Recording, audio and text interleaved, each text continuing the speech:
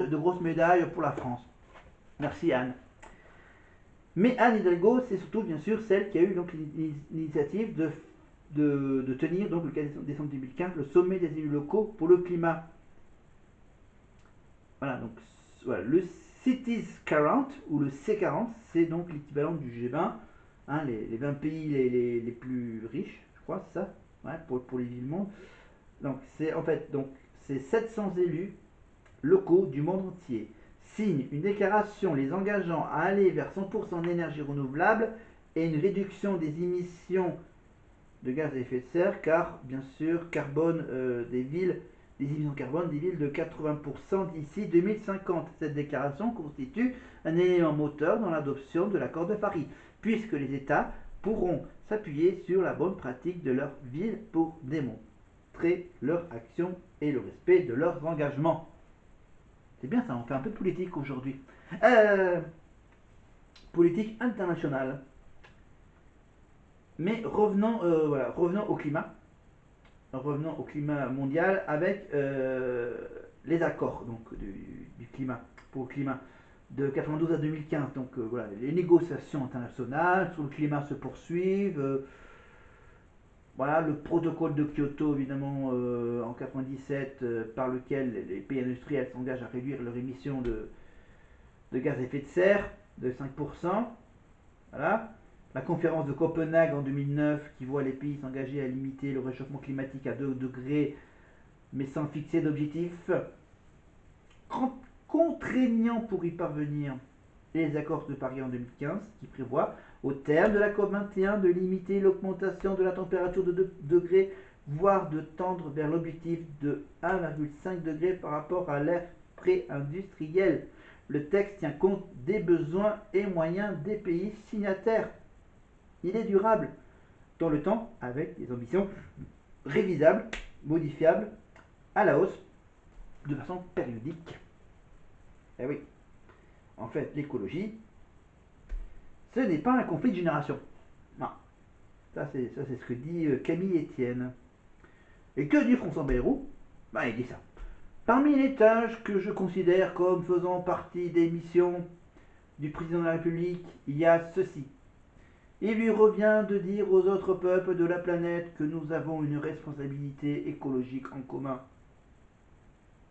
Alors maintenant, on se plonge vers la COP 26.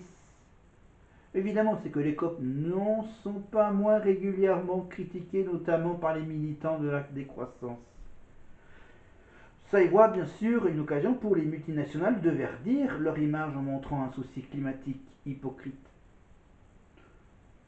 Elles ne s'en poursuivent pas moins.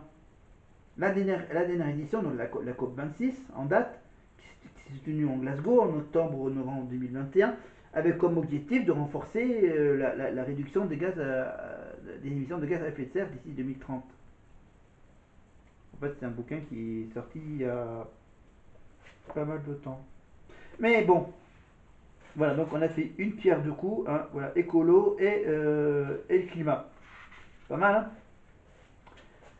On viendra à Macron dans 2 ans.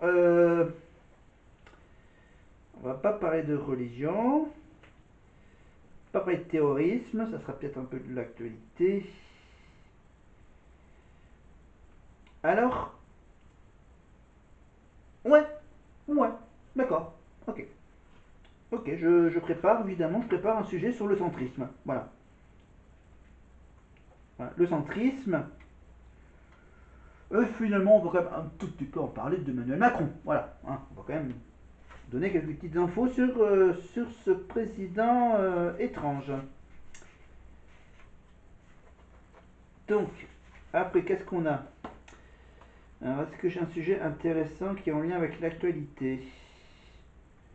Donc ça, on verra ça plus tard. François Hollande, quand est-ce qu'on va parler de François? Euh, on parlera de la Corrèze, on parlera de Brive, on consacrera un peu d'actualité corrézien. Euh, alors du coup, je cherche Nicolas. Nicolas. Ok, ça sera après le discours de politique générale, voilà, quand ça sera validé. Débat quand il y aura des débats. Ok, on avait dit pas de religion. Eh ben, on va parler. Ça, on en parlera quand ça sera le cas. Euh, Ensuite, on parlera du centre. Ensuite, on parlera la prochaine fois également du syndicat et des grandes réformes sociales. Voilà, on fera une pierre deux coups. Je cherche d'autres sujets. Donc, on ne parle pas de l'extrême. Réforme constitutionnelle, ouais. Ben, attends, est-ce que j'ai cru voir notre nouveau Premier ministre, Dominique de Villepin. Allez, on va faire un petit mot sur Dominique de Villepin, parce que là je l'ai en photo, le Dominique de Villepin, au Conseil de sécurité de l'ONU en 2003. Alors, parlons de Dominique de Villepin. Ah oui, le ministre des Affaires étrangères en 2003, qui annonce devant le Conseil de sécurité de l'ONU le 14 février 2003 le refus de la France de participer à coalition qui réunit, la coalition réunie par les États-Unis pour abattre le régime du dictateur irakien Saddam Hussein, dont les armes de destruction massive s'avéreront inexistantes. Écoutez bien une phrase, donc écoutez bien cette phrase, Dominique de Villepin. Non, ok, d'accord, non, ils se ressemblent tellement, ils sont tous les deux des cheveux blancs, mais voilà, c'est Dominique de Villepin, donc on parle de Dominique de Villepin. Voilà, faudrait que je trouve. Voilà, je me suis gouré de personne, mais c'est pas grave, je finis ma bourde jusqu'au bout. Et c'est un vieux pays, la France, d'un vieux continent comme le mien, l'Europe, qui vous le dit aujourd'hui, qui a connu les guerres, l'occupation, les barbaries. Voilà, j'ai fait une baume, mais voilà, j'ai cru que c'était le bon mec, mais c'est pas le bon personnage. Alors du coup, je vais pas pouvoir trouver de choses sur lui. Évidemment, on reviendra. Ah oui, donc là, communiste et gauchiste. Qu'est-ce que j'avais dit que j'allais faire quoi? J'allais faire les syndicats avec les grands trucs. Quand l'immigration sera calme, on en parlera. Et donc en lien le centrisme avec Emmanuel, ok. Et les communismes, cohabitation.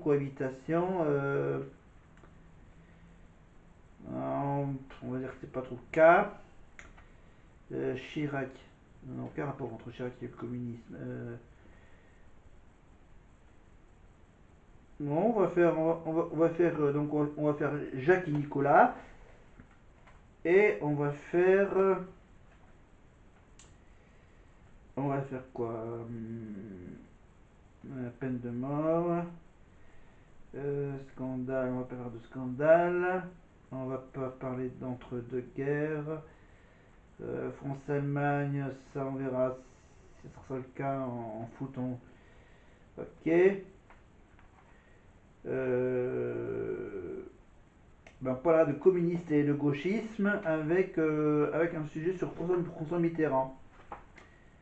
Et le gaullisme, je pense que le gaullisme, on parlera de gaullisme. Hmm, peut-être avec VGE. Peut-être avec VGE, non? VGE. Donc on va parler de Premier ministre.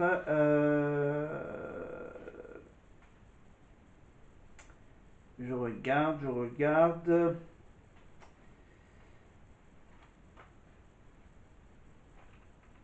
Qu'est-ce que j'avais qu'est-ce que j'avais dit gaullisme avec, hein, avec Chirac. Euh, d'accord, Pompidou, c'est le dessin de l'après-gaullisme, ok. Président 1068. Ok, voilà. Voilà, c'était un sujet donc écolo. Et maintenant, il faut que je trouve dans ces pages vertes un truc intéressant. Alors, on fait l'attente. Poisson rouge. Alors, est-ce qu'il y a un sujet avec un truc vert? Hum, hum, hum.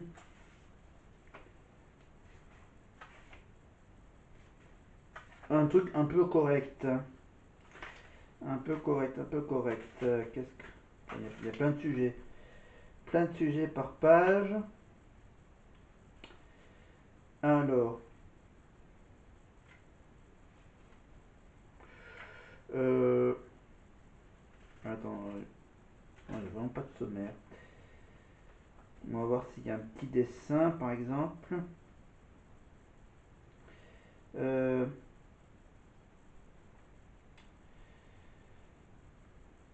ok. Non, on va pas parler chien.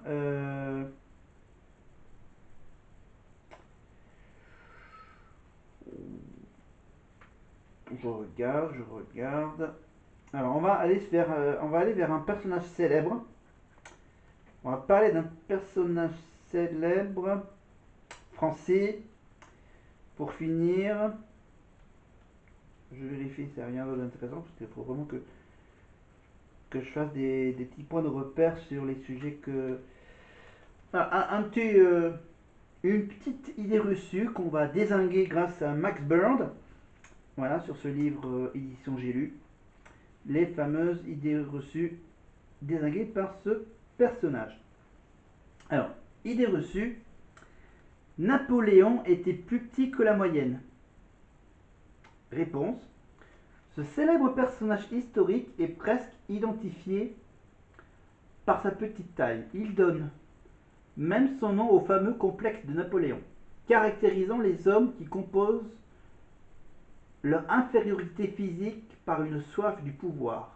Alors, on ne sait pas si Napoléon il compensait un truc, mais il était pas petit, hein, malgré son 1m,686, était tout à fait convenable, 1m68, 69.